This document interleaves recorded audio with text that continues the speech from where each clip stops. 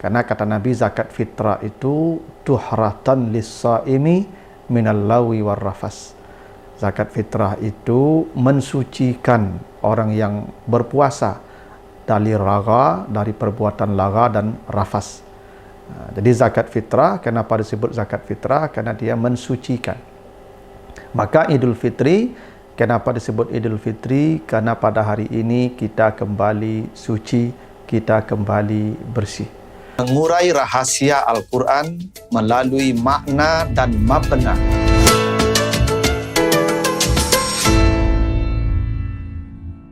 Assalamualaikum warahmatullahi wabarakatuh. Alhamdulillahi rabbil alamin. Assalatu wassalamu ala asrafil anbiya'i wal mursalin wa ala alihi wa ashabihi ajma'in.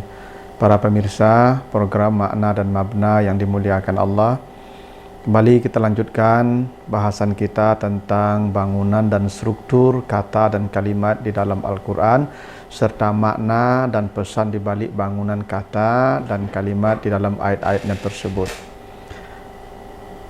Kali ini kita akan bahas surat At-Taghabun ayat yang ke-14. A'udzubillahi minasyaitonirrajim. Ya ayyuhallazina amanu inna min azwajikum wa auladikum aduwwan lakum fahzaruhum wa in ta'fu wa tasfahu wa taghfiru fa innallaha ghafurur rahim. Hai orang-orang yang beriman, sesungguhnya sebagian dari istrimu dan anak-anakmu adalah musuh bagimu. Maka waspadalah dengan mereka, dan jika kamu maafkan mereka, dan kamu maafkan mereka, dan kamu maafkan mereka, sesungguhnya Allah Maha Pengampun lagi Maha Penyayang. Nah, itulah arti sederhananya surat At-Taghabun ayat yang ke-14. Para pemirsa, Idul Fitri selalu diidentikan dengan saling bermaafan. Karena memang Idul Fitri itu secara harfiah artinya kembali kepada fitrah. Fitrah itu paling tidak ada dua arti. Satu artinya suci. Itu kenapa zakat fitrah disebut zakat fitrah. Karena kata Nabi, zakat fitrah itu tuhratan lis-shaimi minal lawi war rafas. Zakat fitrah itu mensucikan orang yang berpuasa dari raga, dari perbuatan laga dan rafas. Jadi zakat fitrah, kenapa disebut zakat fitrah? Karena dia mensucikan. Maka Idul Fitri, kenapa disebut Idul Fitri? Karena pada hari ini kita kembali suci, kita kembali bersih. Karena yang membuat kita kotor itu jiwa kita adalah dosa. Apakah dosa dengan Allah, apakah dosa dengan manusia? Setiap dosa yang kita kerjakan akan membuat jiwa kita, rohani kita menjadi kotor. Karena itulah dibersihkan lewat ibadah, yang salah satunya adalah puasa.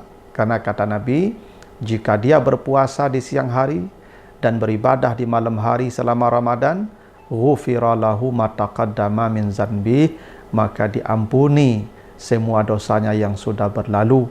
Karena itulah hari ini disebut dengan hari Idul Fitri.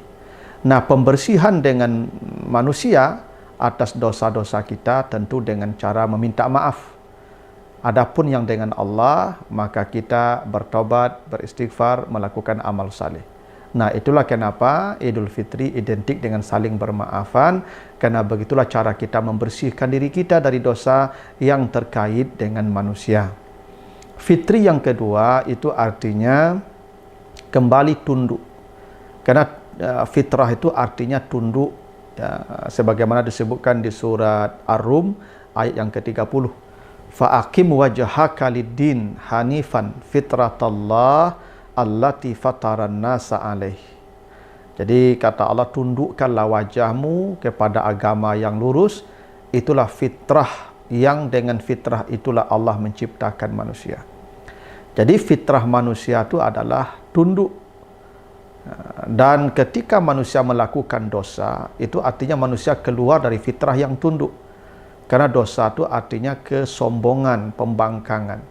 Ketika manusia melakukan dosa, pelanggaran, maka dia keluar dari fitrahnya sebagai makhluk yang tunduk. Maka Ramadan mengembalikan kita kepada ketundukan itu. Kalau manusia bersalah kepada manusia, maka dia juga keluar dari fitrahnya. Karena manusia itu pada prinsipnya makhluk yang lembut, yang tunduk, yang jinak. Nah, sekarang dia berbuat salah kepada manusia, maka cara mengembalikannya dengan cara meminta maaf. Jadi wajar ketika Idul Fitri datang, maka kita saling meminta dan memberi maaf. Nah, dalam konteks itulah surat At-Taghabun ayat yang ke-14 tadi yang sudah kita baca di awal, Allah menjelaskan ada 3 bentuk maaf yang bisa kita berikan kepada seseorang. Apa 3 bentuk maaf itu? Pertama, kata Allah, in ta'fu, namanya afun. Yang kedua, tasfahu, safhah. Dan yang ketiga namanya taghfiru atau maghfirah. Mari kita lihat ketiga bentuk maaf ini. Pertama, namanya afun atau ta'fu. Afun itu secara harfiah artinya menutup, ya, menghapus. Jadi sesuatu yang dihapus, nah, itu namanya afun. Nah, biasanya kalau sesuatu dihapus, itu biasanya masih meninggalkan jejak. Jadi maaf sudah diberikan, tapi bekas masih tersisa di hatinya. Nah, kata afun ini, itu disebutkan di surah Al-Baqarah ayat 237. Jadi cerita ayat itu, Al-Baqarah 237, jika ada seorang wanita yang diceraikan suaminya sebelum disentuh. Jadi hari ini dia menikah, hari ini juga ditalak sebelum mereka melakukan hubungan. Maka kata Allah, sang suami wajib membayar separuh mahar. Ya, jadi maharnya tadi misalnya kalau 10 juta, maka sang suami wajib membayar mahar 5 juta, separuh. Illa ayya'funa aw ya'fuwa allazi biyadihi uqdatun nikah. Kata Allah begitu ya. Kecuali si perempuan tadi memaafkannya atau ya walinya memaafkannya. Nah, afun di sana artinya apa? Menghapus beban sang suami tadi.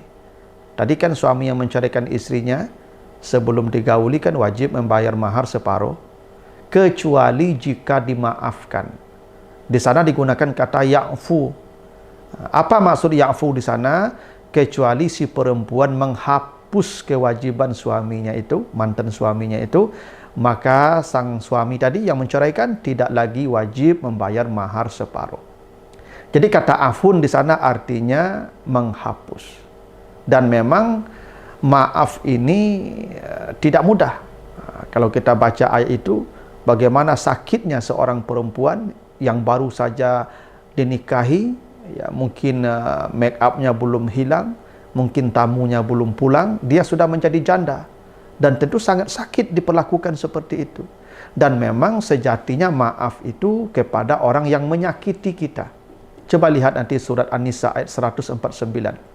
Kata Allah, in tubdu khairan aw tukhfuhu aw ta'fu an su'in fa innallaha kana afuwan qadira. Jadi kata Allah, memaafkan itu ansu, ya, ansu itu artinya dari kejahatan orang, dari sesuatu yang menyakitkan hati, perasaan, fisik.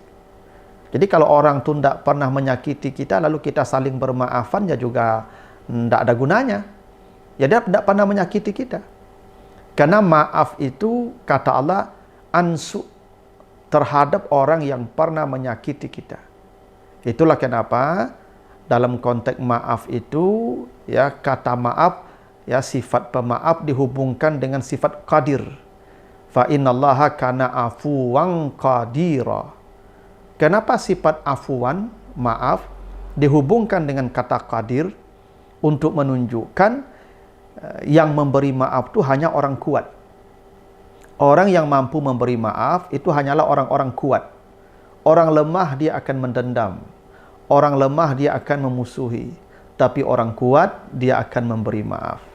Nah, itu bentuk maaf yang pertama, namanya afun, menghapus. Nah, yang namanya dihapus tentu sisa jejak bekas masih tersisa. Boleh jadi ada orang sudah memaafkan, tapi rasa di hati belum hilang.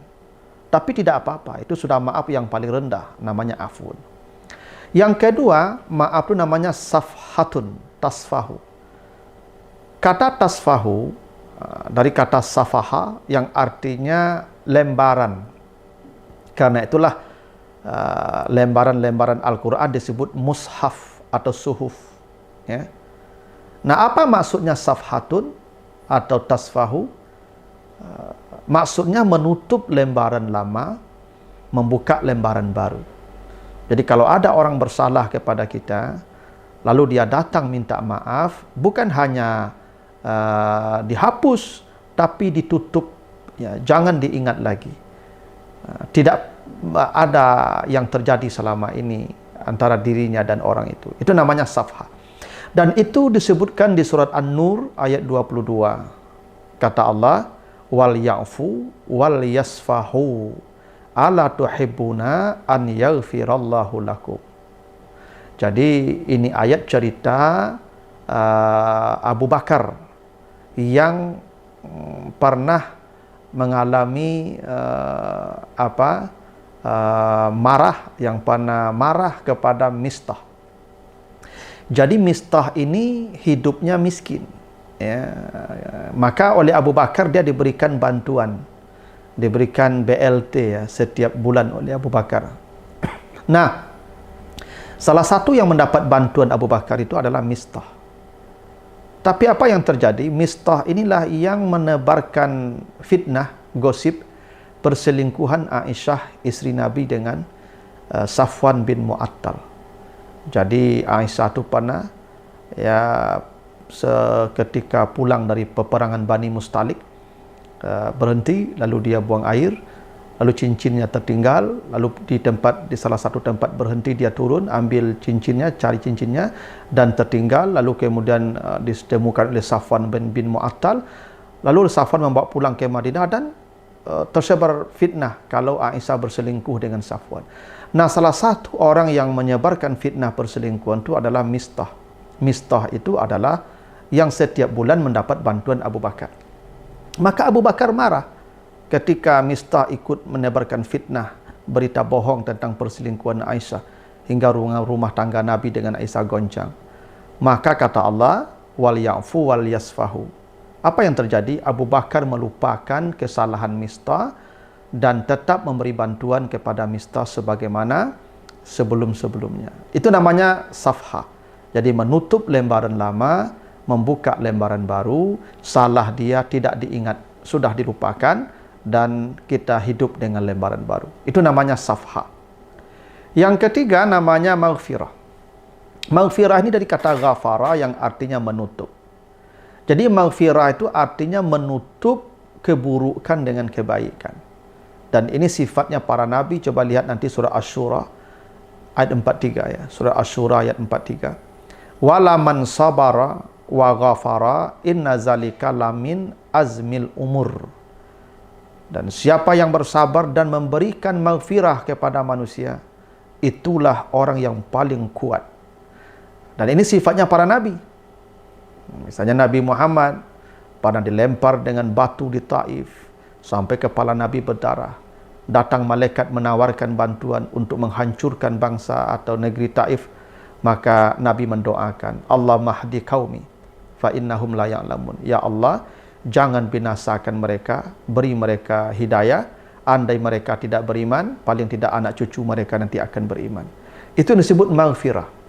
Keburukan yang diberikan orang kepada kita, maka kita balas dengan kebaikan. Salah satunya Nabi membalasnya dengan doa-doa kebaikan untuk mereka.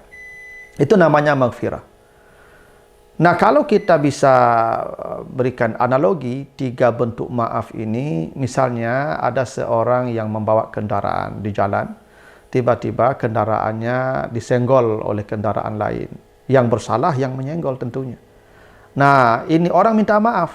Pak, mohon maaf, kendaraan Bapak sudah lecet karena kendaraan saya. Maka ada 3 bentuk maaf. Pertama, yang bersangkutan, yang tadi kendaraannya rusak, berkata, ya saya maafkan, tapi ya tolong kerusakan kendaraan saya ditanggung. Nah, itu namanya afun. Dia sudah beri maaf, tapi tetap juga ya tidak selesai urusannya. Itu namanya afun. Kalau safha, dia akan berkata, tidak apa-apa Pak. Ya, anggap saja tidak ada kejadian, Bapak silakan pulang, saya pun pulang. Nanti kendaraan kita perbaiki masing-masing. Itu namanya safha. Tapi ada maghfirah yang paling hebat. Ketika orang diminta maaf, Bapak tidak usah minta maaf. Ya, ini uang 1 juta, bawalah pulang, perbaiki kendaraan Bapak dan kendaraan saya perbaiki sendiri. Itu namanya maghfirah, membalas keburukan dengan kebaikan, dan ini sifatnya para nabi. Coba kita lihat. Kenapa maghfirah sifatnya para nabi? Dalam surat Yusuf ayat 91 sampai 93 diceritakan. Yusuf kan diperlakukan secara tidak baik oleh kakak-kakaknya, dibuang, ya, dia dibuang ya ke dalam sumur. Tapi akhirnya Yusuf menjadi pejabat, menjadi orang penting di Mesir. Sekarang keadaan berbalik, kakaknya yang susah, Yusuf sudah jadi orang hebat, sudah jadi penguasa. Ketika dia tahu ini Yusuf saudara mereka yang mereka buang dulu, dan Yusuf tahu ini saudara yang membuang dia, maka apa kata Yusuf kepada saudaranya? Qala la tasriba alaikumul yaum yaghfirullahu lakum. Tidak ada hukuman untuk kalian hari ini karena Allah telah memaafkan kalian. Itu kata Nabi Yusuf kepada saudaranya. Tidak ada hukuman untuk kalian hari ini karena Allah telah memaafkan kalian. Bagaimana mungkin saya tidak memaafkan sementara Allah telah memaafkan? Izhabu biqamisi haza. Bawa baju saya, fa'alquhu ala wajhi abi. Letakkan di wajah ayah. Ya'ti basiran, kembalilah akan penglihatannya. Wa'tuni bi ahlikum ajmain. Ini kata penting yang diucapkan Yusuf kepada saudaranya. Bawalah semua keluarga kalian datang ke sini, saya akan jamin hidup kalian dan keluarga kalian. Itu disebut maghfirah. Ketika dia punya kemampuan untuk membalas keburukan orang lain. Karena Yusuf punya kesempatan membalas keburukan saudaranya. Dia sekarang jadi penguasa. Saudaranya dalam posisi yang tidak berdaya. Tapi Yusuf tidak membalas keburukan mereka dengan keburukan. Tapi Yusuf berkata, bawalah keluarga kalian ke sini dan saya akan menjamin hidup kalian dan keluarga kalian. Itu yang disebut dengan ihsan. Fa'fu anhum wasfah innallaha yuhibbul muhsinin. Maafkan mereka, berbuat baik kepada mereka. Sesungguhnya Allah mencintai orang-orang yang membalas keburukan dengan kebaikan. Begitu kata Allah di surah Al-Ma'idah ayat yang ke-13. Itulah kenapa kata Allah di surat Fussilat ayat 34, la yastawi al-hasana walas sayya idfa billati hiya ahsan. Kalau ada orang berbuat jahat kepadamu, maka balaslah dengan berbuat baik kepadanya. Fa izal ladzi bainaka wa bainahu adawatun ka'annahu waliyun hamim. Bila dia membencimu, memusuhimu, ketika engkau berbuat baik kepadanya, dia akan berubah menjadi orang yang paling mencintaimu. Itulah rahasianya kenapa kita tidak dianjurkan membalas keburukan dengan keburukan, walaupun itu dibolehkan selama tidak melebihi batas perlakuannya kepada kita. Tapi kata Allah, idfa billati hiya ahsan, balaslah keburukan dengan kebaikan, niscaya dia yang membencimu, dia yang memusuhimu akan berubah menjadi orang yang paling mencintaimu. Itulah hakikat maaf yang disebutkan Allah di surat At-Tahrim tadi, At-Taghabun, surat At-Taghabun yang ke-14. Ada 3 bentuknya, ada afun, ada safhatun, dan ada maghfiratun. Tentu kita bisa memilih maaf yang mana yang bisa kita berikan sesuai dengan kapasitas rohani kita masing-masing. Tentu yang terbaik, yang setara dengan para nabi akhlaknya, jika dia mampu membalas keburukan orang dengan kebaikan. Mudah-mudahan kita semua kembali kepada fitrah, kembali kepada kesucian, dan kembali kepada ketundukan hingga kita bisa menghadap Allah dengan tenang. Karena kata Allah, ya ayyatuhan nafsul mutmainnah, wahai jiwa-jiwa yang sudah tenang, irji'i ila rabbiki radiyatan mardiyah, engkau baru boleh pulang kepada Tuhan jika engkau sudah mendapat maghfirah, baik itu dari Allah maupun itu dari manusia. Begitu, mudah-mudahan ada manfaatnya. Lebih kurang mohon maaf. Wassalamualaikum warahmatullahi wabarakatuh.